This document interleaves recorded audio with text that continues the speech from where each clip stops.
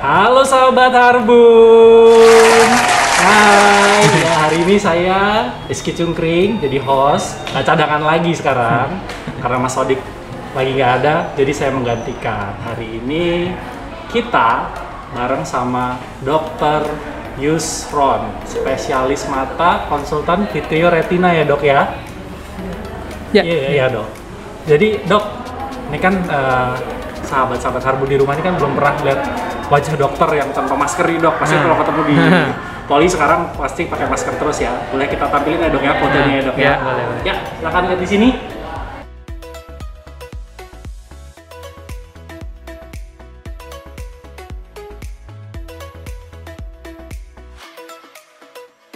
Dokter Yusron.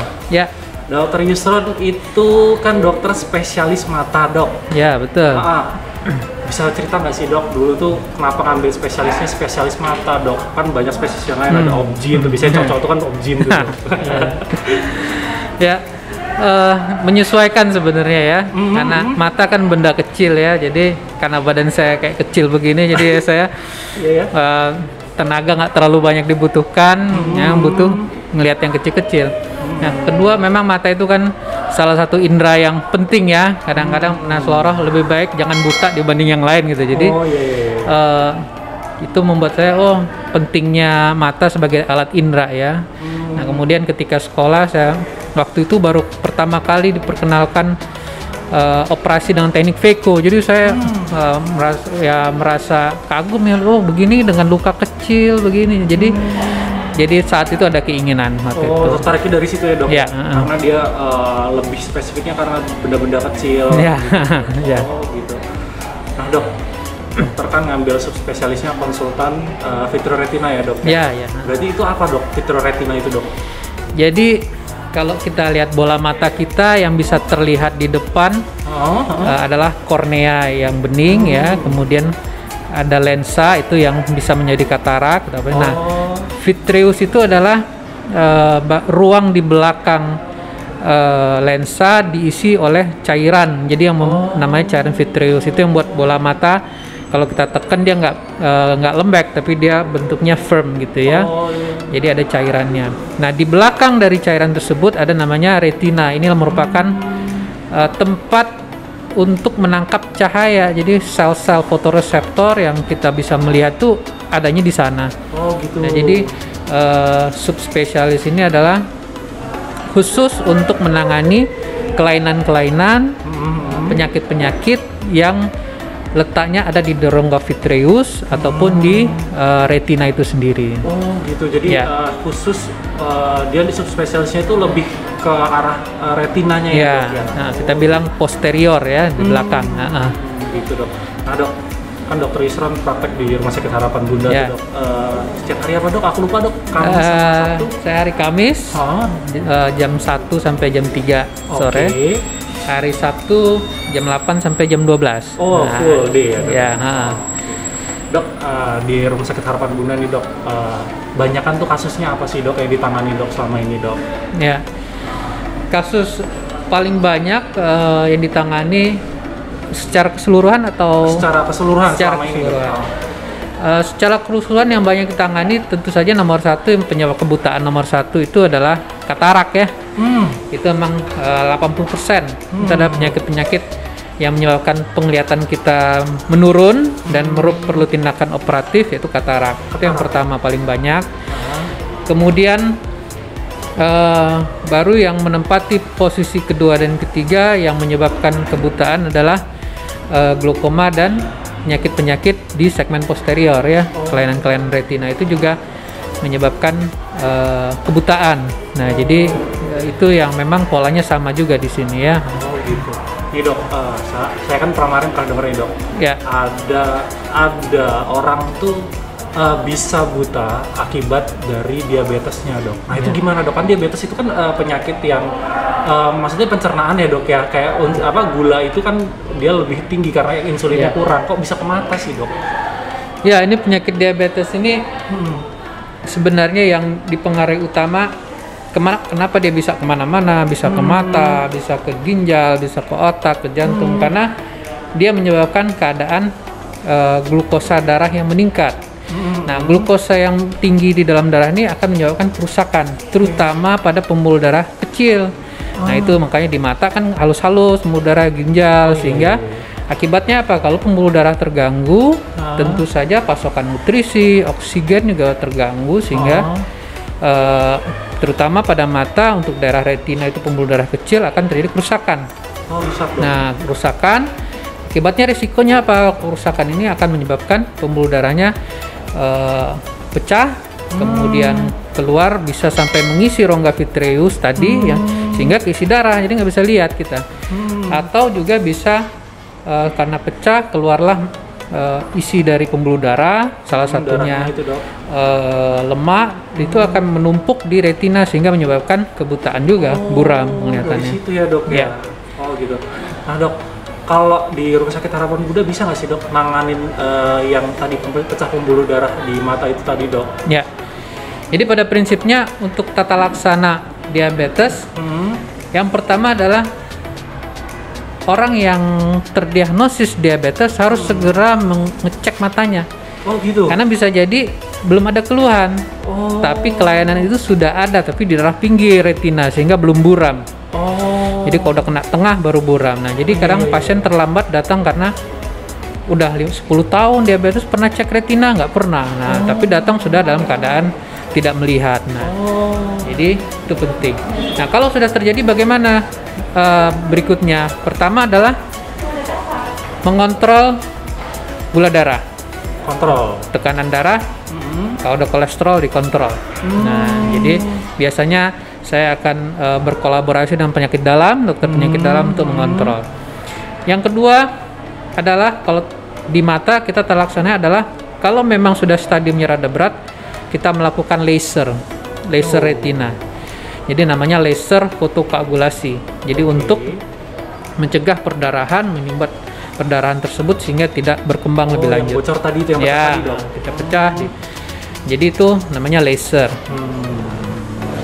Kemudian kalau dengan laser ini tidak membaik juga dan tadi darahnya udah jatuh ke rongga vitreus, maka kita lakukan namanya operasi vitrektomi. Nah, vitreusnya dibersihkan. Kalau ada retinanya yang lepas karena ketarik, itu akan kita bersihkan juga. Bisa lepas dok? Bisa. Jadi dia menyebabkan lepasnya retina juga. Jadi kebutaan itu bisa karena pecah pembuluh darah, retinanya lepas, terus jadi glaukoma sekunder kita bilang. Nah, itu adalah penyebab kebutaan pada diabetik retinopati. Untuk saat ini yang kita sudah ada alat operasi untuk vitrektomi. Alhamdulillah kita baru datang unitnya dan insya Allah dalam waktu dekat kita sudah bisa mengoperasikan alat tersebut. Yang kedua, laser juga dalam proses, bentar lagi kita ada, jadi kita bisa holistik, laser bisa kita lakukan. Kalau sudah keadaannya lebih buruk lagi, tentu kita lakukan tindakan operatif, vitrektomi. Nah, selain itu kita juga punya alat diagnostik untuk mendiagnosis ini, supaya pasien juga bisa lihat, oh ini memang berdarah ya, yaitu dengan foto retina namanya, dan satu lagi OCT ini seperti alat scanning, jadi kita bisa lihat lapisan retina itu mana yang bocor, mana yang bengkak, bisa ketahuan.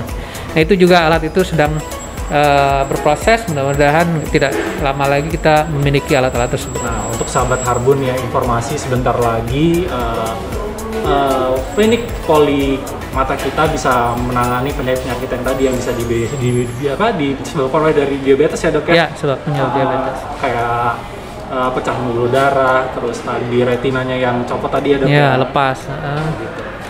Nah dok, kayak gini dok, kan kalau beberapa orang itu kan, diabetes nih, saya masih muda nih, masih muda kena diabetes, tapi dia bilang wah olahraga aja deh, nggak apa-apa. Tapi dia nggak sering kontrol diabetesnya nih dok. Nah itu ada nggak sih dok ambang batas kira-kira dia ini ada gejalanya nggak? Ternyata dia ini kena nih retina matanya gara-gara diabetes. Nah itu ada nggak sih dok kira-kira? Jadi kelainan itu berkorelasi dengan bagaimana mengontrol gula darahnya. Oh, tetap harus dikontrol dong. Jadi kalau misalnya gula darah tidak terkontrol, biasanya dalam waktu 5 tahun sampai 10 tahun itu sudah jatuh keadaan berat.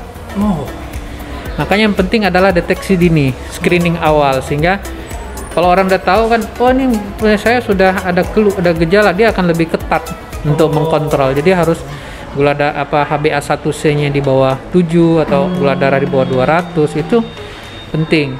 Jadi nggak bisa kita bilang, oh nanti kalau gulanya turun dia baik, nggak juga. Ini kan proses akumulasi yang lama. Jadi nggak ada patokan. Jadi segera kalau terdiagnosis atau sudah dibilang dokter, oh ini kamu menderita diabetes, langsung cek mata. Oh gitu, jadi memang nggak berasa dok ya, karena nggak berasa. Iya betul. Oh, gitu. Nah dok, kalau misalkan nih dia udah terdiagnosis, nih kan tadi kan resepnya itu adalah jaga gulanya tadi dok. Nah ternyata dia ini kadang-kadang suka kelepasan sekali-sekali, itu boleh nggak sih dok? Ya, itu memang masing-masing ya. Kalau kita, makanya kita kalau sudah terjadi diabetik retinopati atau apa, tentu kontrol teratur penting ya. Makanya perlu fungsi kontrol. Kalau dia pas diperiksa tidak ada, setahun sekali mesti dicek. Tapi kalau sudah ada kelainan, mungkin di bawah 6 bulan sekali kita harus cek. 6 bulan sekali. Di bawah makin berat sebulan sekali sudah. Oh gitu dong. Jadi tergantung gradasinya ya. Stadiumnya. Kalau ringan 9 sampai 12 bulan, kalau sedang 6 bulan, kalau sudah berat apa sudah laser, sudah operasi, itu biasanya sebulan 2 bulan sekali kita lihat. Oh gitu dok. Nah dok, kalau misalkan nih saya tiba-tiba harus harus operasi, harus ikut prosedur itu dok, itu tuh nanti rawat inapnya lama nggak sih dok? Atau nggak pakai rawat inap atau gimana dok? Ya biasanya cukup sehari ya rawat inap. Nanti kalau untuk tindakan laser tidak perlu. Laser tidak perlu rawat inap, dia cukup sekitar 10 menitan hanya di ruang poliklinik, jadi tidak perlu tindakan, tidak perlu rawat inap. Jadi dia bukan tindakan yang menyebabkan luka, dia hanya disinarin ya. Tapi kalau vitrektomi tentu kita harus rawat, biasanya paling lama 2 hari, sehari 2 hari paling. Oke, berarti termasuk cepat ya dok ya? Ya, nggak lama. 2 hari 3, sehari udah itu. Nah itu dok, kan gini dok, dia tuh ada yang udah tahu nih, dia punya bakat nih dari diabetesnya untuk ganggu ke matanya. Ada pengobatan alternatif. Nah itu gimana dok? Kan kadang-kadang ada yang dia cuma disebul, ada yang diasepin matanya gitu-gitu dok. Nah itu gimana dok? Kalau dia pengobatan alternatifnya model gitu, kan tapi ada juga yang minum ramuan-ramuan gitu. Nah itu gimana dok? Baik atau enggak sih dok? Ya, yang paling penting adalah bagaimana kita menjaga, kan sumbernya adalah tingginya kadar gula darah. Ya. Balik lagi ke situ. Ada yang bilang alternatif seperti ini, tapi harus dicek parameternya apa benar akan menyebabkan gula darahnya terkontrol apa enggak ya. Tapi kalau sudah terjadi kejadian di dalam mata, tentu tidak bisa dilakukan seperti itu karena memang kliennya sudah di dalam, pembuluh darah sudah pecah. Ya, memang tindakannya secara ilmu medis adalah tadi dibersihkan, di laser ya, supaya bagian-bagian yang berdarah, yang bengkak itu bisa kembali dalam posisi normal. Jadi sebaiknya hati-hati sekali karena ini bermain dengan indera penglihatan kita. Kalau kita lalai, kita abai, maka nanti bisa hilang ya dok? Hilang penglihatannya. Jadi apalagi mata itu jendela dunia ya dok ya. Jendela dunia, penentu produktivitas kita ya. Kalau udah nggak lihat, gimana kita bisa berkegiatan ya sehari-hari. Oke dok, kan ini tadi udah panjang lebar nih dok, kita bahas tentang vitreoretina gitu kan. Nah kan tadi intinya itu adalah jaga gula darah ya dok ya. Ada nggak dok dokter pesan buat teman-teman kita, sahabat Harbun di rumah yang penderita diabetes, yang dia belum ada bakat untuk menyerang matanya dok, pesan-pesannya buat sahabat Harbun di rumah yang nonton? Ya, jadi kepada sahabat-sahabat Harbun yang menderita diabetes, jangan takut, tetap menjaga kadar gula darahnya.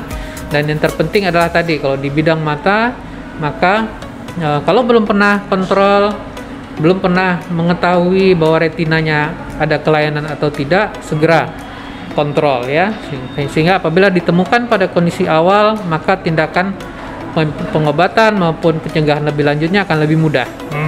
Ya. Jadi early detection itu penting ya pada diabetik retinopati. Jadi yang takut malah segera periksakan ya. Jadi bukan periksa kacamata ya. Kadang-kadang udah ditanya, periksanya apa? Udah periksa kacamata? Bukan.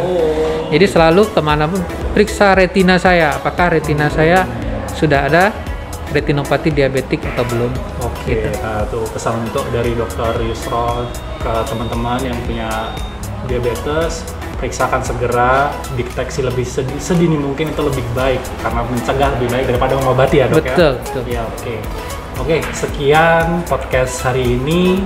Terima kasih Dokter Yusrol Ya, sama. berbagi ilmunya. Ya, sampai jumpa sahabat Harbun.